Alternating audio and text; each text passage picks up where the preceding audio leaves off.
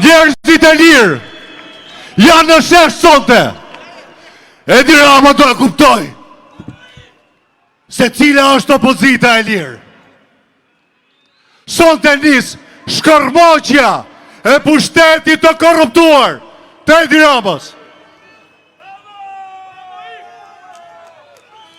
Nderojmë në këto momente himnin kombëtar.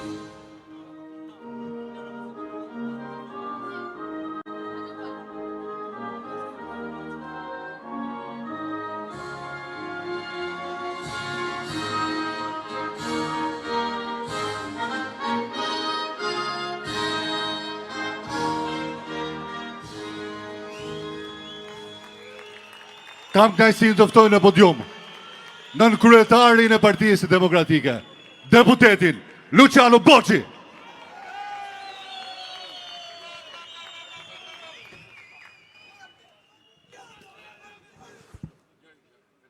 Nderuar zoti Berisha, nderuar kryetar partive aleate, deputet, dashur protestues, qytetare, qytetar, bashkombas, ju përshëndes dhe dua t'ju them se sot nuk jemi mbledhur për spektakël politik, as për të ngopur ndërvedi me fjalime mbreslënse. Nuk jemi mbledhur as për të numëruar nga dronët e mediave vampire të Edi Ramës, cilat i kemi pas sipër kokës dhe i kemi sipër kokës, dhe cilat i kanë shpallur luft hapur opozitës dhe zvërtetës.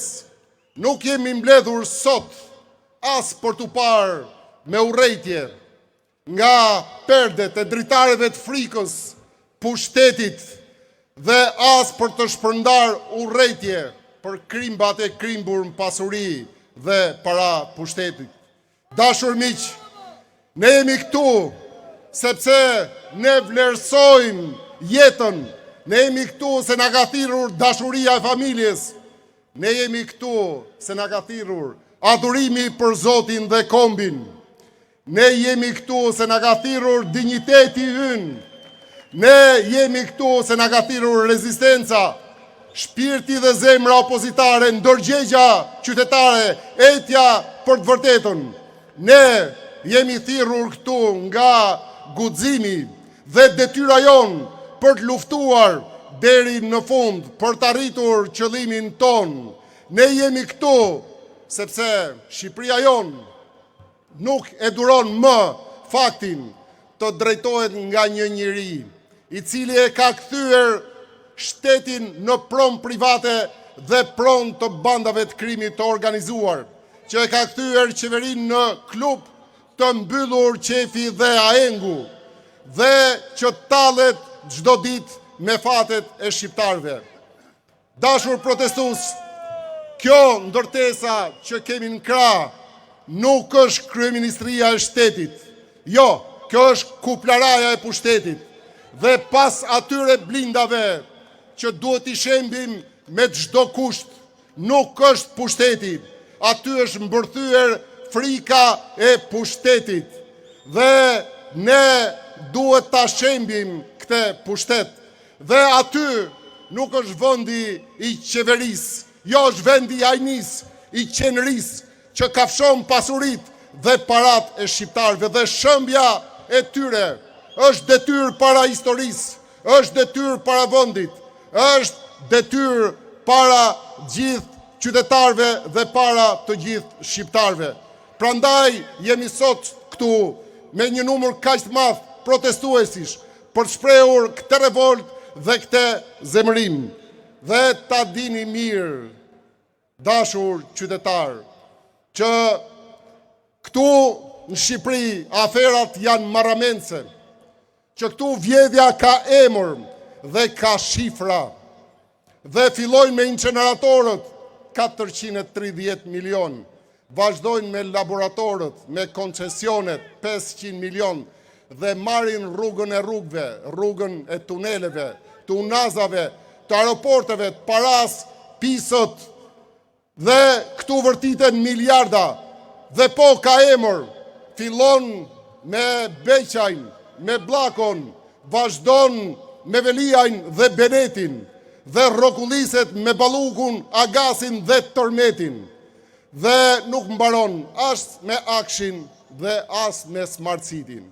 Por ama, në gjithë këte përmbledhje, ka një emër që i bashkon në unitetin parti-shtet, është ai, klouni ynë modern i shtetit ton arkaik, është ai hajduti i 14 miliard eurove, është Edi Rama, i cili pak për neglizhencën ton politike, pak për humorin me cilën merren batutat e tij që në fakt shpërndajnë vetëm urrëtie, pak nga verbëria me dashje ndërkombëtarëve, më shumti nga krimi organizuar dhe nga grabitja e zgjedhjeve, e ktheu ditë pas dite Republikën e Shqipërisë në Republikën e korrupsionit.